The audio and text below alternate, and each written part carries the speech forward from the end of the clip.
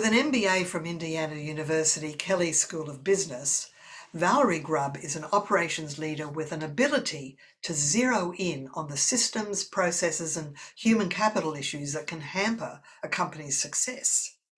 Val knows how to develop existing employees, recruit new talent, form cohesive teams, all critical for long-term organisational growth. Val started her career in aircraft engine engineering, having gained a mechanical engineering degree from Kettering University. Author of Clash of the Generations, Managing the New Workplace Reality. Welcome, Val.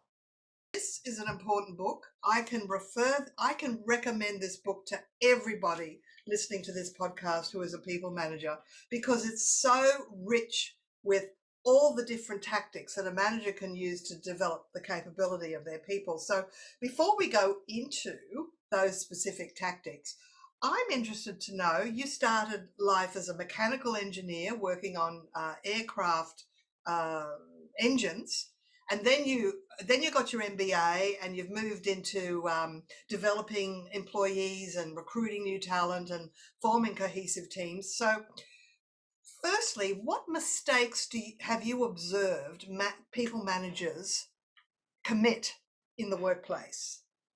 Oh, goodness. This book's so important.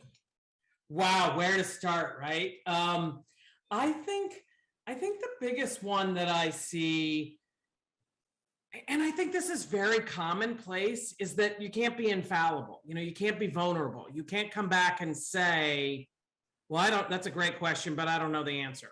But let's go find out together. And instead, there is this idea that once you become this people leader, once you start to manage people, now I have to know everything. And that's not the case. In fact, to be honest, I want to be surrounded by really, really smart people who are smarter than I am.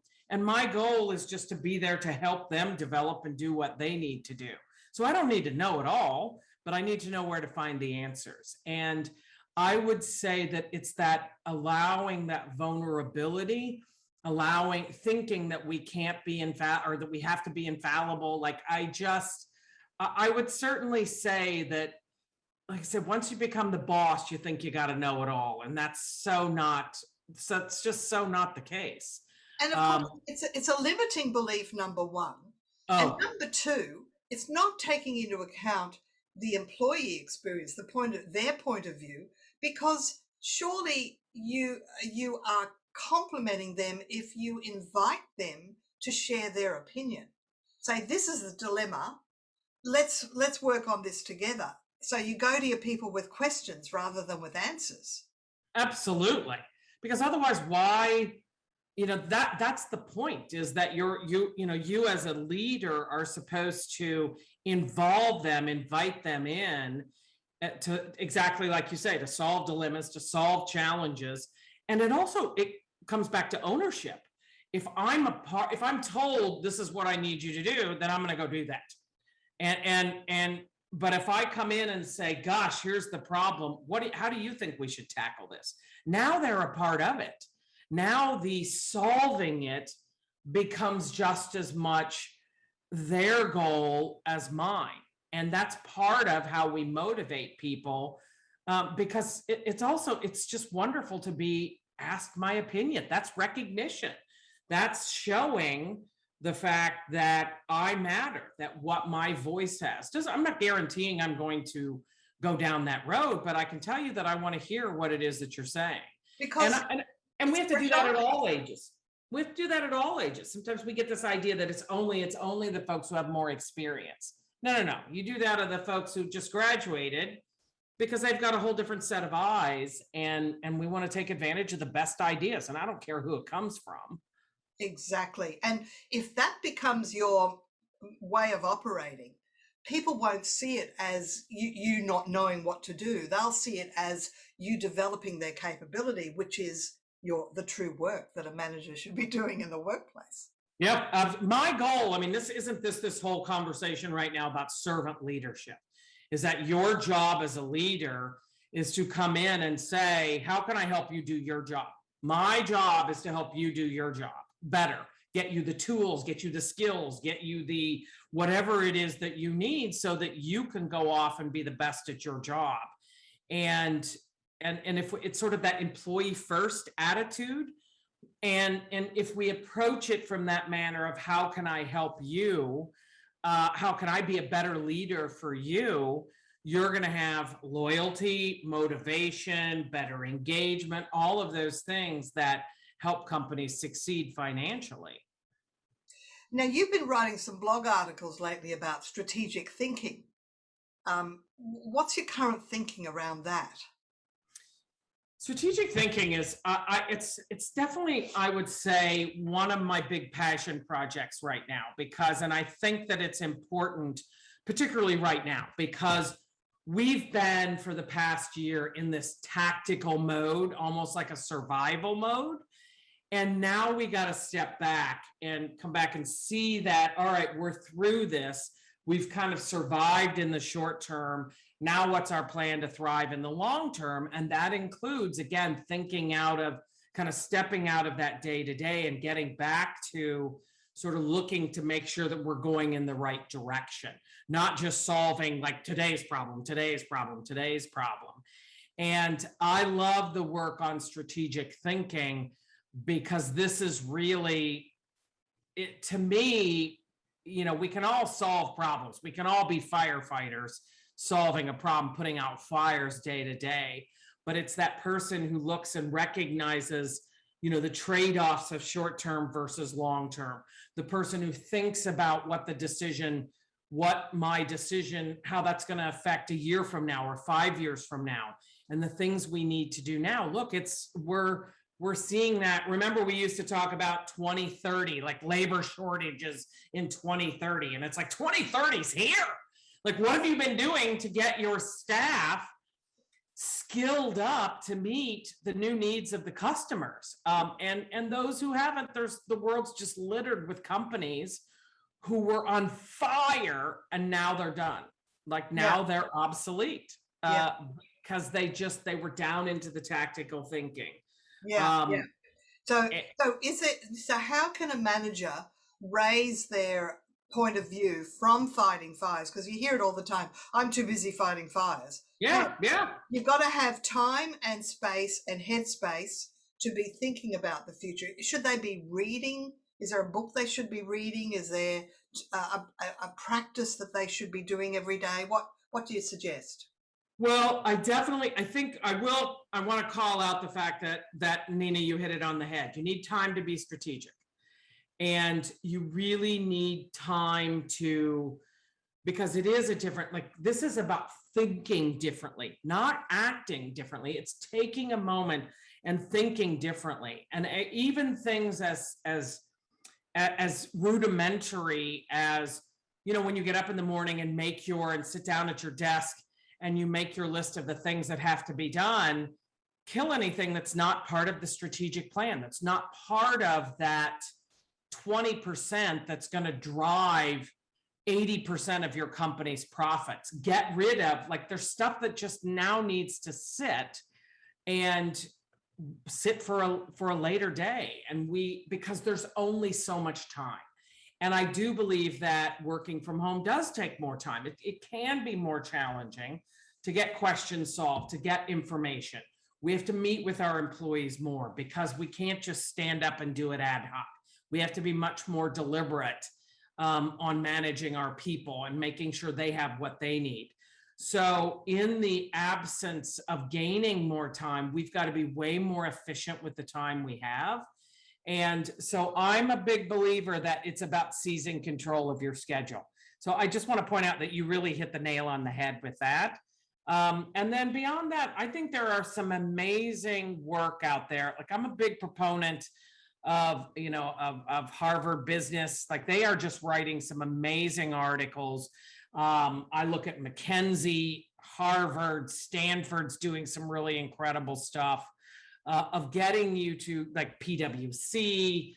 There's some amazing stuff that's already being out there that is talking about how to get you out of short-term thinking into that long-term thinking. what are our gaps now? Where are we now? But where do we need to be 5 years from now? Where do we need to be 10 years from now? What are our strengths and weaknesses? What are the opportunities and threats, and how we should spend our time focused on those and be nimble. Like that's one thing that I hope we don't go back to after all of this is over. We've really had to be nimble in this past year and pivot and change and react to what our customers' needs are and how we can deliver our services. But we need to keep doing that. We need to keep, and there are some earlier episodes, recent episodes in this podcast where I've interviewed PricewaterhouseCoopers representatives and EY, Ernst Young. They're all bringing reports about reimagining the workplace and the future of work. And these are the reports that people managers need to be reading. So they're I would agree with current, best thinking.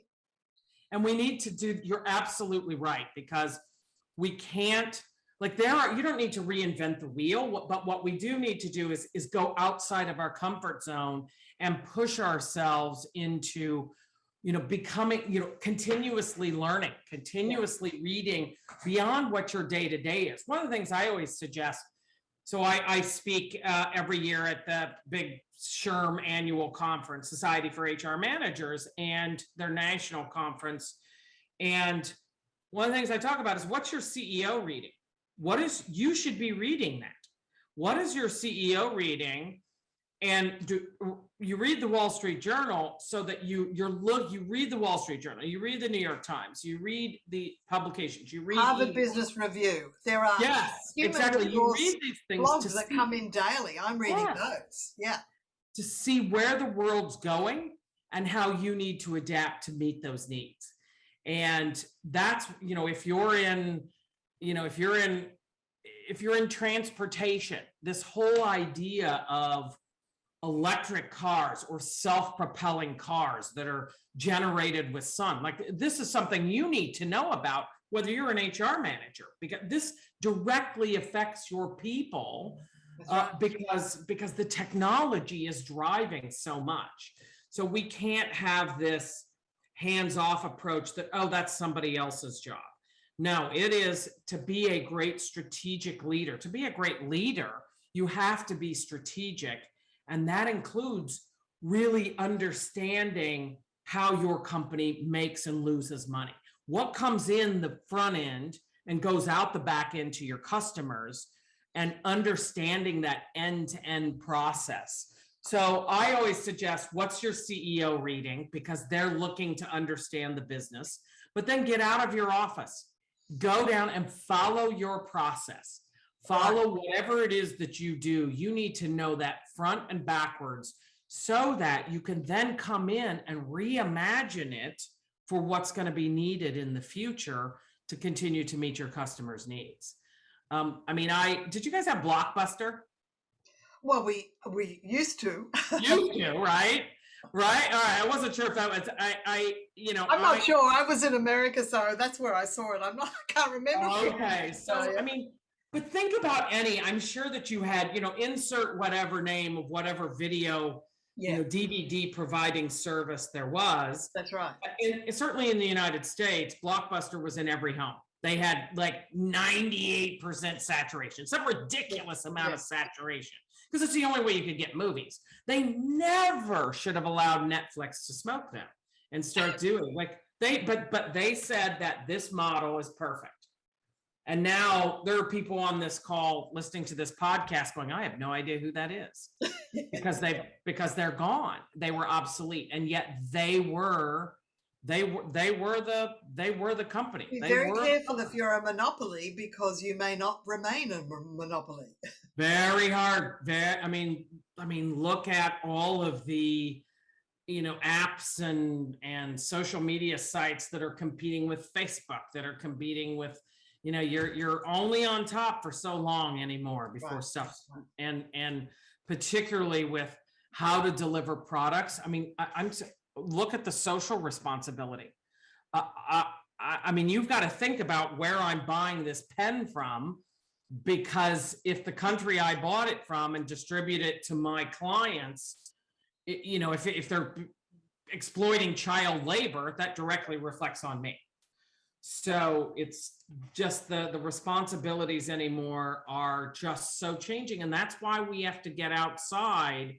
It's not enough to just be good at your job.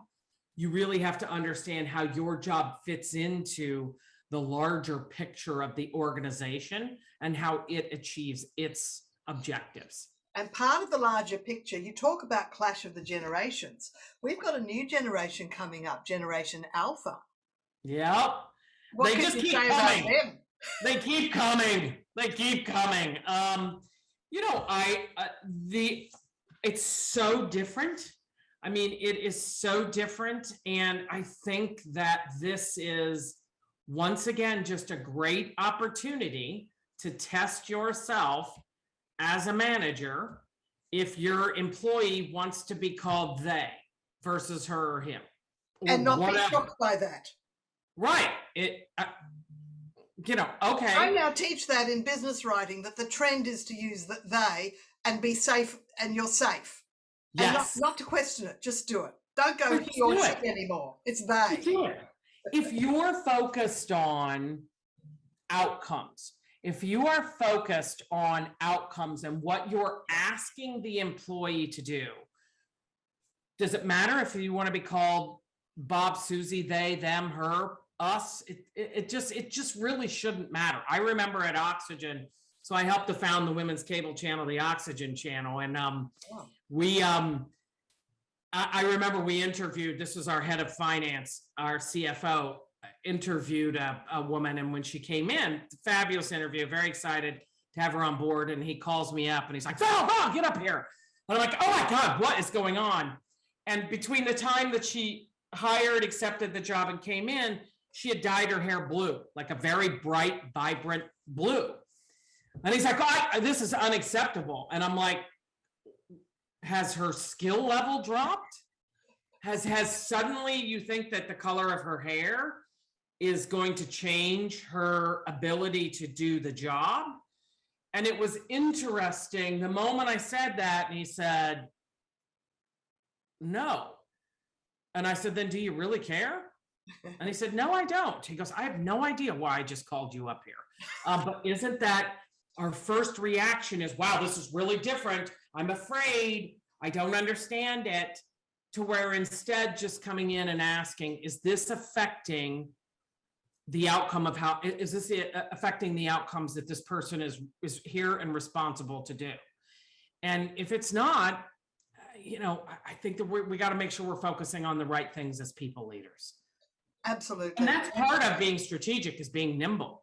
And it's on everything from product line to being able to manage our people and allowing, oh my goodness, we can't allow people to work from home. No, we can't do that. We can't be efficient. And now we've just done it for a year. That's right. Because it was all based on lack of trust. And Yes. now we were forced to trust our people. And guess what's happened? People are actually working longer and are more in danger of burnout than ever before. So absolutely, lack of trust coming from. It's right. And anything. Yeah. And I think, and we have to watch this in this hybrid environment, that we don't go back to that. Yeah. Because a lot of studies, Stanford published a study that showed that we are this bias towards people, bias towards what we can't see, meaning that we are biased to employees who are in front of us versus an employee who's at home. So we expect employees who are working remotely or working out of the office, we expect them to be immediately available when we send an email, but we don't expect that of employees in the office. There's this, like, we expect, we just have so much more off the wall expectations of people who work remotely versus those who are in the office. And yet employees who are outside, they were talking that they're 13% more productive and yet 50% less likely to be promoted because of the fact the thought is that they're blowing off because they're at home. It seems to me that there should be a little bit of onus on anyone listening to this who's an aspiring manager and not yet a manager, is to make your work more visible. And one way to do that would be maybe just to send a little email saying a little summary of today I achieved this, achieved that, did this, did that, and just send it, even if it's not asked for. Just Oh, send I recommend it. I highly recommend that, Nina. If you're not doing that now, you need to start immediately. And I do it weekly, and I make it very clear and concise, 3 bullet points, the biggest things that were accomplished. Not I did this and I did that. Like every job's got tasks, but what's the big meaty stuff that your boss cares about? Put that in. Here's what I'm working on. And then maybe I'll put a list down at the bottom, big meaty projects that are still on the list so that my boss knows I haven't forgotten something they told me, but yet it's very quickly reminding them of the accomplishments that I'm doing. And I recommend, and I would agree with you, don't wait on your boss to ask you that. You should do that now. And let me tell you to go back when you do your performance review or have discussions, you're pulling up a year's worth of accomplishments. That's right. Yeah. Because you're summarizing it as you go. In fact, when I had a large team, I asked all my sales reps to send me today's results email, and I would just compile them and list them, and it's like it helped everybody understand what they were achieving and what they were working on, and I found it enormously valuable. So and I think it helps as a manager to not micromanage. Yes. Because there's a tendency to want to, if I don't hear, and by the way, if I don't hear from somebody in a week, one of my employees, I can tell you I'm going to get antsy. So I have weekly meetings on Mondays. They're 15 minutes. Yeah. They send status reports on Friday, quick status reports. We talk on Monday, and then I have a team meeting on Monday. That's half an hour. This way it's manageable for them. They've got my undivided attention, and they can get questions answered. But if I don't hear from an employee by the end of the week, don't have me get antsy. Don't make me wonder. Send me if I know a status update's coming through on Friday, I never need to talk to you unless you need to talk to me. Because it's about, I do have a built-in trust that you're going to keep me posted on what's going on. And it's good for you that you can show, wow, I'm really kicking ass and getting stuff done. So everybody wins. And I would say to just be proactive about that. Don't make your boss ask, give it to him or her or they, and make it easy for them to see how productive you're being. And then I think people will get off your back.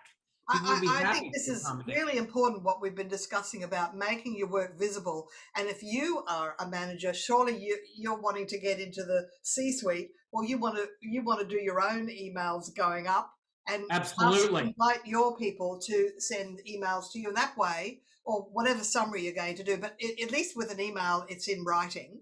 And of course, we've got the online meetings or the face-to-face meetings to actually discuss it.